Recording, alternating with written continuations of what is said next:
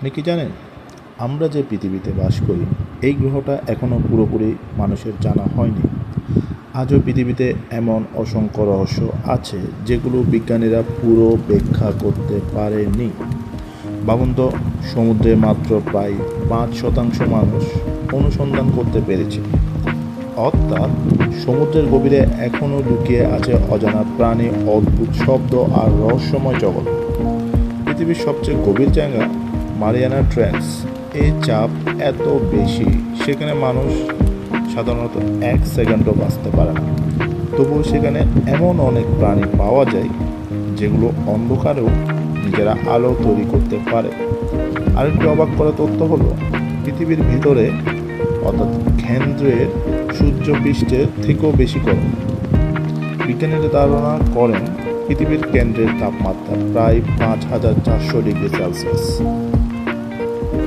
আপনি কি জানেন পৃথিবী পুরোপুরি গোল নয়, এটা একটু চাপা আকৃতি। ঘূর্ণনের কারণে মাঝখানে অংশ ফুলে আছে। আর পৃথিবী প্রতিদিন প্রায় 60 টনেরও বেশি মহাজাগতিক ধুলো এসে পড়ে। মানে পৃথিবীতে আমরা অজান্তেই মহাকাশের কণার মধ্যে বাস করছি।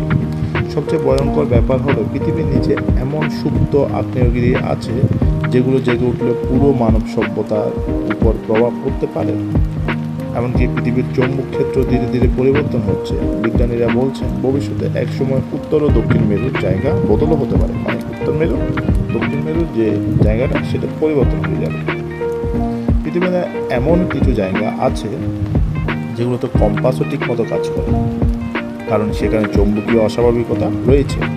সবচেয়ে রহস্যময় বিষয় হলো পৃথিবীতে এখনও লাখ লাখ প্রজাতির প্রাণী আছে যেগুলো অস্তিত্ব মানুষ এখনও আবিষ্কার করতে পারে না।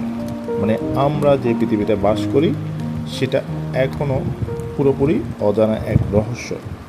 আপনাদের এরকম কোনো ধরনের তথ্য জানা থাকলে সেটি কমেন্টে জানান বন্ধুরা।